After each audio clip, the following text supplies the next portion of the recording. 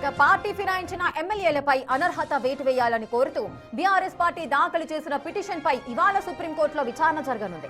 Justice Sanjay Karol, justice Augustine జార్జ్ల ధర్మాసనం విచారణ జరపనుంది. గత విచారణ సందర్భంగా అనర్హత అంశాన్ని తేల్చాలని ఇప్పటికే స్పీకర్ కు చాలా సమయం ఇచ్చామని ధర్మాసనం వ్యాఖ్యానించింది. అదేవిధంగా అనర్హత పిటిషన్లపై విచారణ పూర్తి చేసి కోర్టుకు నివేదిక సమర్పించాలని స్పీకర్ను ఆదేశించింది. బీజేపీ ఎల్పీ నేత ఏలేటి మహేశ్వర్ రెడ్డి కూడా ఇదే కేసులో సుప్రీంకోర్టును ఆశ్రయించారు. స్పీకర్ సుప్రీంకోర్టు ఇచ్చిన ఆదేశాలను అమలు చేయలేదంటూ బీఆర్ఎస్ నాయకులు కోర్టు ధిక్కరణ పిటిషన్ కూడా వేశారు. వీటిపై కూడా ఇవాళ విచారణ జరగనుంది.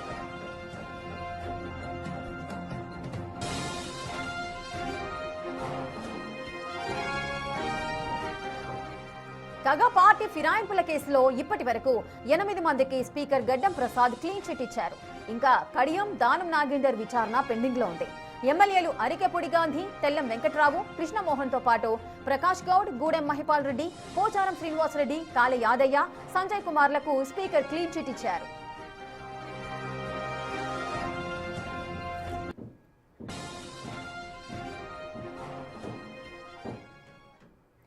ఇక అనర్హత వేటు వేయాలని కోరుతూ బీఆర్ఎస్ పార్టీ దాఖలు చేసింది ఒక పిటిషన్. అంటే పార్టీ ఫిరాయించిన ఎవరైతే ఎమ్మెల్యేలు ఉన్నారో ఆ ఎమ్మెల్యేలపై అనర్హత వేటు వేయాలంటే కోరుతూ బీఆర్ఎస్ పార్టీ ఒక పిటిషన్ అయితే దాఖలు చేసింది.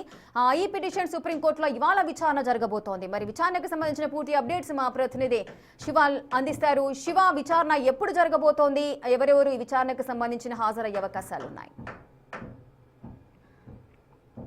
రైట్ రేఖ, ఇక మరి కాసేపట్లోనే ప్రజెంట్ 9వ నంబర్ కోర్టులో 25వ నంబరు కేసు విచారణ కొనసాగుతోంది. అయితే దీంట్లో 48వ నంబర్ కేసుగా ఈ తెలంగాణ బీఆర్ఎస్ పార్టీ ఫిరాయించిన ఎమ్మెల్యేలకు సంబంధించి అనర్హత పిటిషన్పై విచారణ అనేది జరగబోతుంది. జస్టిస్ అగస్టిన్ జార్జ్, జస్టిస్ సంజయ్ కరోల్ ధర్మాసనం దీనిపై విచారణ జరపబోతుంది. గతంలో విచారణ సందర్భంగా మరికొంత సమయం కావాలంటూ కూడా స్పీకర్ కార్యాలయం నుంచి పిటిషన్ దాఖలు చేసిన నేపథ్యంలో ఇప్పటికే చాలా సమయం ఇచ్చాం, మరికొంత సమయం కావాలంటే 2 వారాల్లోగా ఈ కేసు యొక్క పురోగతిని సంబంధించి నివేదిక సమర్పించాలి. 4 వారాల్లోగా కంప్లీట్గా మొత్తం ఎమ్మెల్యేలకు సంబంధించి విచారణ ఎంతవరకు వచ్చింది, వారు ఎందుకు పార్టీ ఫిరాయించారు, అసలు పార్టీ ఫిరాయించారా లేదా అనేది విచారణ దర్యాప్తు అంతా కంప్లీట్ చేసి నివేదిక సమర్పించాలంటూ కూడా సుప్రీం ధర్మాసనం గతంలో స్పీకర్కు ఆదేశాలు జారీ చేసిన నేపథ్యంలో గత నెల దీనికి సంబంధించి విచారణ జరిగింది జనవరి నెలలో. ఇప్పుడు 4 వారాల గడువు అనేది ముగిసిన నేపథ్యంలోనే ఇప్పటి వరకు జరిపిన పురోగతి, అంటే 10 మంది ఎమ్మెల్యేలు ఎవరైతే పార్టీ మారారో వారికి సంబంధించి విచారణ జరిపిన నేపథ్యంలో, అంటే ఇప్పటికే 8 మందికి సంబంధించి విచారణ కంప్లీట్ చేసి వారికి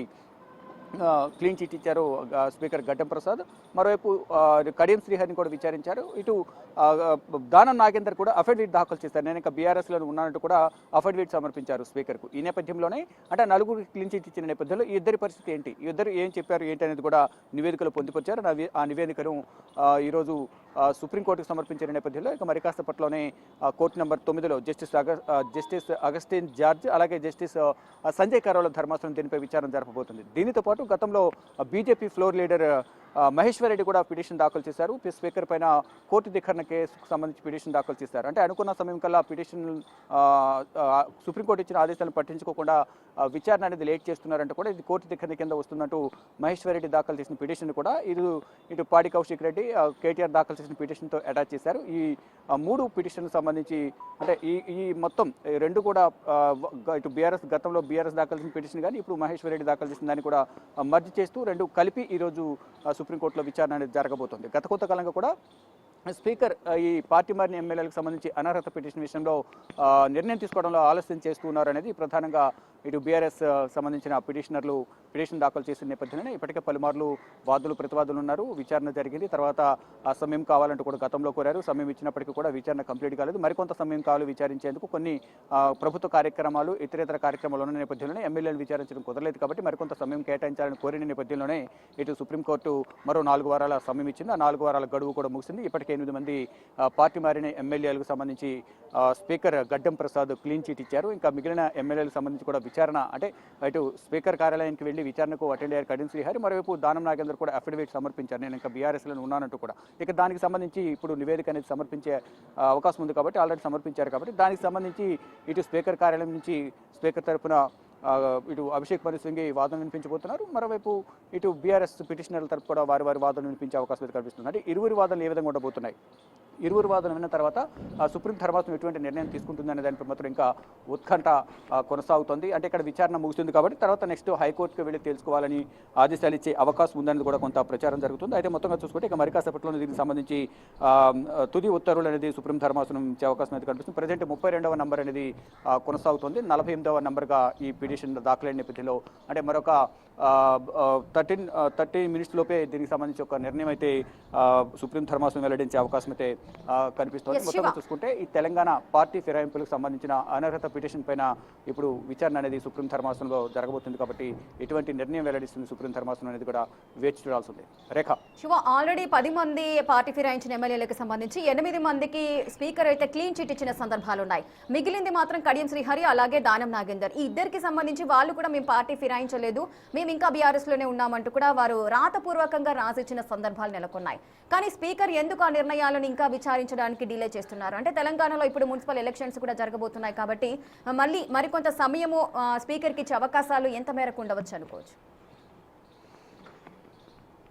డెఫినెట్గా మరికొంత సమయం అయితే కోరే అవకాశం అయితే కనిపిస్తోంది. అంటే వీలైనంత త్వరగా దీనిపై నిర్ణయం తీసుకోవాలని సుప్రీం ధర్మాసనం ఆదేశాలు జారీ చేసింది కాబట్టి అంటే గతంలో 4 వారాలు ఇప్పటికే చాలా సమయం తీసుకున్నారు, ఇంకెంత సమయం ఇవ్వాలి మీకు అనేది కూడా సుప్రీంకోర్టు కొంత ఆగ్రహం కూడా వ్యక్తం చేసింది. కానీ 4 వారాల సమయం ఇవ్వాలంటే మీకు 2 వారాల్లోగా మీరు ఎంతవరకు దీనిపై చర్యలు తీసుకున్నారు, దీనిలో పురోగతి ఎంతవరకు ముందుకు వెళ్ళింది, ఎంతవరకు విచారణ జరిగింది అనేది పురోగతికి సంబంధించి నివేదిక సమర్పిస్తేనే 4 వారాలు ఇస్తామన్నారు. దానికి సంబంధించి నివేదిక కూడా 2 వారాల్లోగా గతంలో సమర్పించినట్లు కూడా తెలుస్తోంది. దానిలో భాగంగా 4 వారాల సమయం అనేది కేటాయించారు కాబట్టి ఇప్పుడు 4 వారాల సమయం కూడా ముగిసింది. దానిలో భాగంగానే ఈ రోజు విచారణ అనేది జరగబోతుంది కాబట్టి మీరు అన్నట్టు మున్సిపల్ ఎన్నికలు ఉన్నాయి కాబట్టి ఇప్పుడు వాళ్ళు విచారణకు రావడానికి కొంత సమయం అనేది ఇవ్వాల్సి ఉంటుంది కాబట్టి దానికి సంబంధించి కూడా ప్రధానంగా ప్రస్తావించే అవకాశం అయితే సుప్రీంకోర్టు ముందు స్పీకర్ తరఫు న్యాయవాది ప్రస్తావించే అవకాశం అయితే కనిపిస్తుంది. మరోవైపు ఇప్పటికే చాలా సమయం తీసుకున్నారు కాబట్టి దీనికి సంబంధించి ఒక స్పష్టమైన నిర్ణయం తీసుకోవాలంటూ కూడా ఇటు పిటిషనర్ల తరఫు న్యాయవాదులు కూడా ధర్మాసనం ముందు విచారణ జరిపే అంటే వారు వాదనలు వారు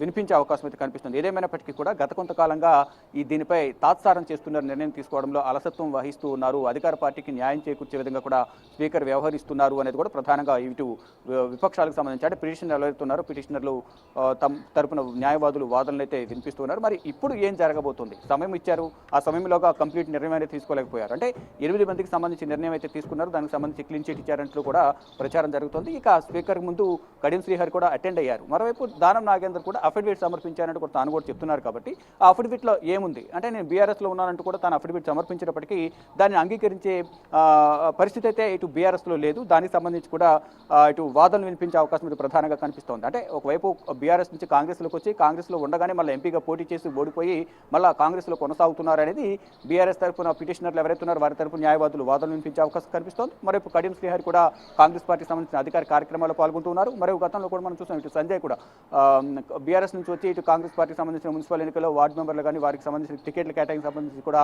ప్రధానంగా ఈరోజు ప్రస్తావించే అవకాశం కనిపిస్తుంది. అంటే ఒక సుప్రీంకోర్టు తీసుకున్న నిర్ణయాన్ని బట్టి మా తదుపరి యాక్షన్ ఉండబోతుందంటూ కూడా ఇటు పిటిషనర్ల తరపు పిటిషనర్లు కానీ ఇటు వారి తరపు న్యాయవాదులు కానీ చెప్తున్నారు. ఈరోజు సుప్రీంకోర్టు తీసుకున్న నిర్ణయం బట్టి మా తదుపరి స్టెప్ ఉండబోతుందని వారు చెప్తున్నారు. మొత్తంగా చూసుకుంటే ఇక పార్టీకి సంబంధించిన అనర్హత పిటిషన్ అయితే బీఆర్ఎస్ పార్టీ నుంచి వీడిన 10 మంది ఎమ్మెల్యేలకు సంబంధించిన అనర్హత పిటిషన్పై ఈరోజు వాదన అనేవి కీలకంగా ఉండబోతున్నాయి.